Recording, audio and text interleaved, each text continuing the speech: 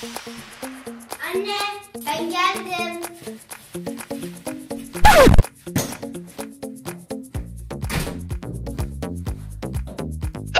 Anne! Bu hıçkırık sesi nereden geliyor? Anne, neredesin? Anne! Anne! Anne, neredesin? Aa, ses mutfaktan geliyor.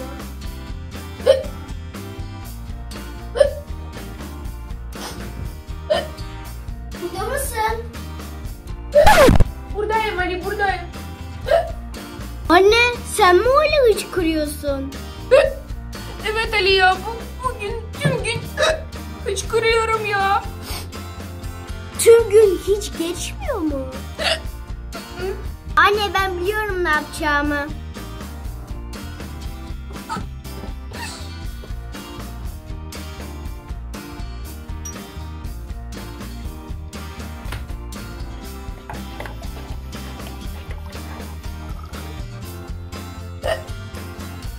Anne, al, su iç. Tamam.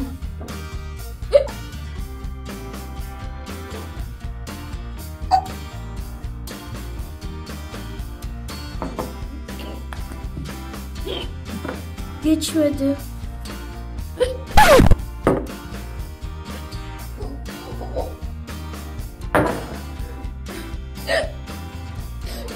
Geçmedi Ali.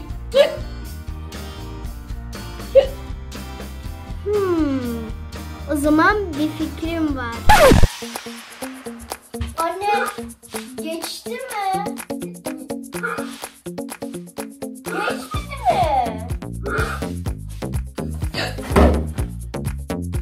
mi? Ali, geçmedi. Anne, peşimden koş, yakala beni.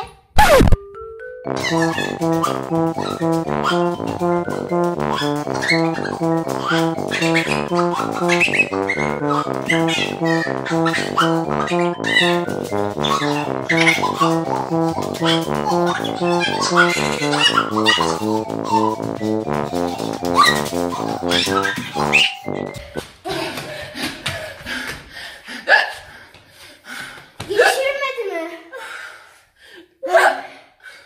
Hayır. Anne, geçmedi mi?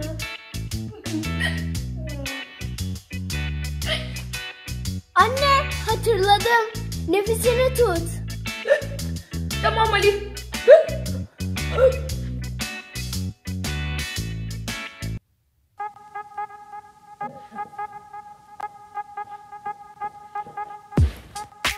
Anne, nefes al, nefes al.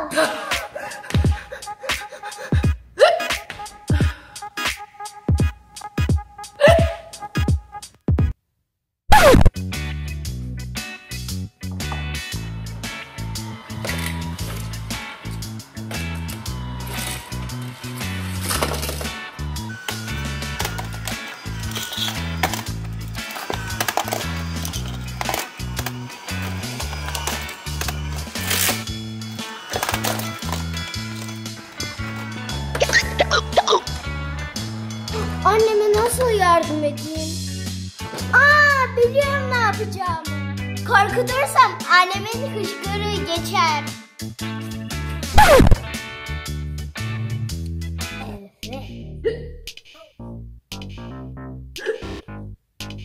Anne.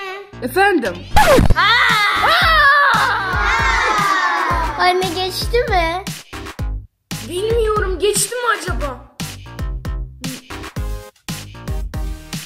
Evet Ali, geçti. Olamaz. Arkadaşlar, videoyu sevdiyseniz like atıp abone olmayı unutmayın. Bay bay.